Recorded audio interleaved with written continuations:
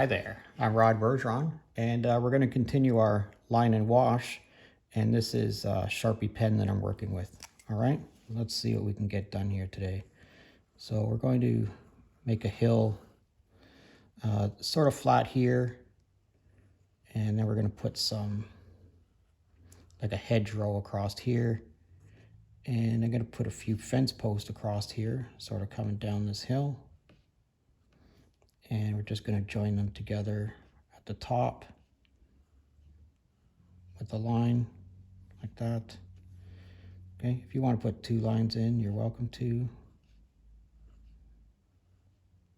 Looks a little bit more fence-like when you do that. And if you want to join them together, join them together. If you don't, that's perfectly fine too. We're going to put in another little bit of a hedgerow here, kind of coming up this hill, sort of like that, and another, and then another one coming down this hill. And this one is going to meet up with some smaller bushes down here. We're also going to put in a few pine trees. These might be more cedar tree than pine tree, but that's fine. This one a little bit taller, like that, and do something like that across here. Okay, that's pretty much all that we want to do for this. If you want to go into this and add more brush or more shrubbery, or more fence line, whatever it might be, you're perfectly welcome to do that. Okay, so I'm going to use my big 3/4 inch brush. I'm going to rinse it out pretty good because it was sort of wet from my previous painting. And so this is going to be wet paint on a dry page. So wet on dry. And you don't have to use this big of a brush. If this big of a brush is, sort of distracting you from getting a good wash laid down, then maybe you want to use a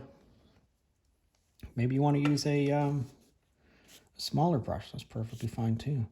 Just going to put some streaks in there. That's some Payne's gray, and we're just going to let that bleed off to wherever it is it wants to bleed off to. I'm going to pick up some yellow ochre now. We're going to put in.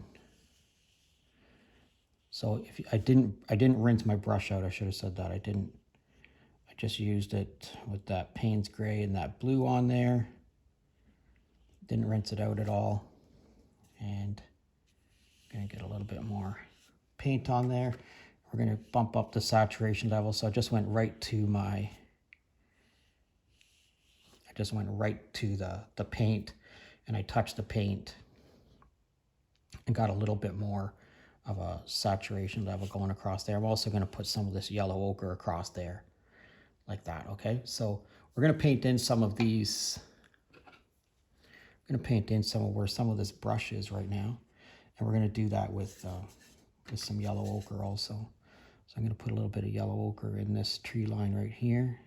It's coming down this hill like that. Just fill that in, and then we're going to get some sienna. We're going to fill this with some sienna. These are sort of fall fields that we see here in southern Ontario, and they're sort of dried up. Everything's been harvested. I'm using a 1/4 inch flat here. Whatever you're comfortable with. Just again, think of it as an experiment, right? Everything we do here is an experiment. This is a learning process. This isn't, you shouldn't be always thinking about, I'm trying to create a masterpiece. That's not the way it works. You have to learn how to create some stuff, and once you figure out how to do it, then, move on and don't worry about creating your masterpiece. I'm putting some green in here. This is some sap green. And hopefully the sap green is going to mix with some of that yellow ochre across there. That should turn out really well for us. I'm going to put some of this sap green I'm going to mix up a little bit more sap green here, a little bit more intensely also. And we're going to put some of this into some of these pine trees.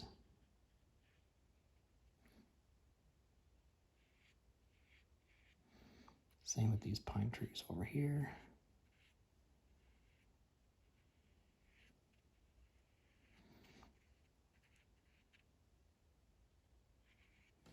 You know, and if you're not getting the result that you want, then you got to switch to a smaller brush. This is a #1 watercolor brush. This isn't something I paint with very often, but you know, sometimes you want to get into those little tiny areas and you got to use a smaller brush. All right, see how that green came out of there? I don't really want that, so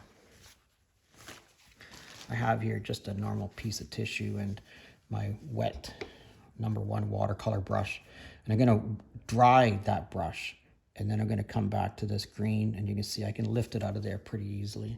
I'm going to wet it again, dry it again, and I can lift that out pretty nicely.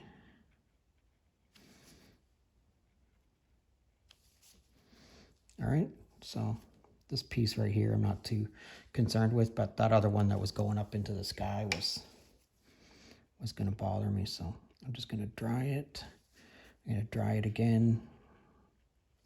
Dry it again. You know, if you have to do it 5, 10 times, however many times you have to do it to get it dry enough that it's not going to bleed out of there anymore for you.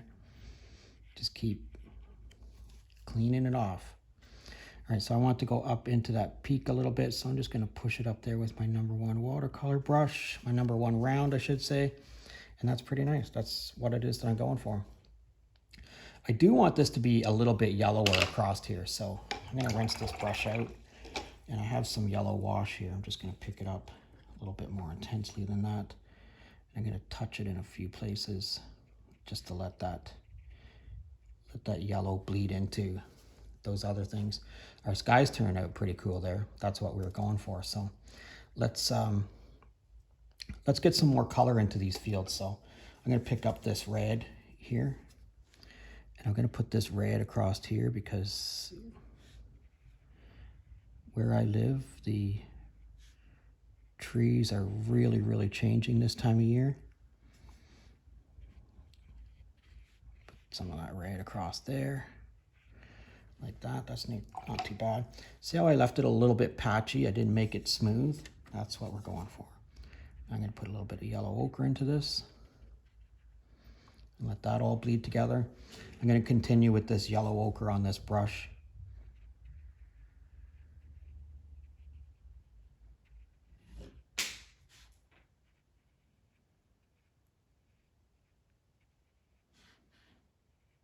Okay, just like that. That's not too bad. That's what it is we're going for across there. Okay, so let's get a little bit more of this yellow. We're going to put a little bit of this yellow into a few of these shrubs right here, and a little bit of yellow into there. Now this, we're going to make a darker green across here. So the way I'm going to do that is I'm going to take my green on my brush right here. I'm going to try to not touch the previous colors that I've laid down in there, but it's probably not going to work for me, so that's all right. And yeah, that's not too bad. Now I'm going to take this brush, I'm going to put it right into the blue, and then I'm just going to touch this green in a few places. Okay, just like that. Give these trees a touch here and there of that blue also. Maybe make it a little bit more saturated. Just touch it in a few places.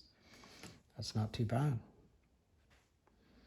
Look how this green has already moved up into that. That's pretty cool across there. All right. One last thing. We're going to grab a little bit of salt. I'm just going to drop a little bit of salt into a few areas here and there. See what happens. See how that just split out and came into that?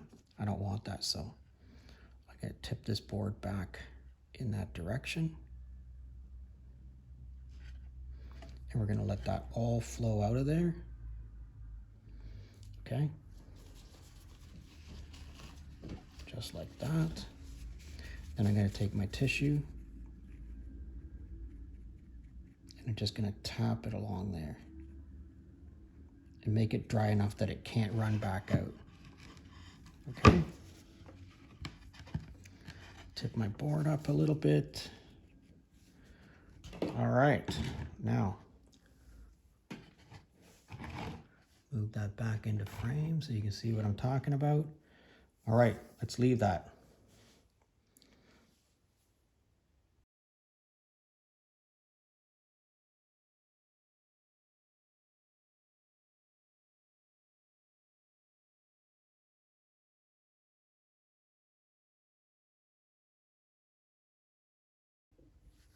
All right, let's check this out. Look at these trees. They turned out fabulous. A little bit of salt on there. Look what the salt is done in here. And the salt's done across here. Look at this tree line here. This turned out really good. And I'm really happy with all the bleeds that's happened there. What happens when we put our mat on there? Not too bad, right? Yeah, I kind of like it. I'd love to know what you think of it. Let me know in the comments section. And if I'd love to know where you're from, if you could drop me a comment in the comment section, let me know where you're from. I'd appreciate it. And I'd also like to see any work that you might create using my videos. So here's my email address. I'd really appreciate seeing a picture from you. And as always, if you're currently a subscriber, thanks a lot. And if you're not currently a subscriber, please consider subscribing to my channel. Thanks a lot for watching today, and we'll see you again real soon.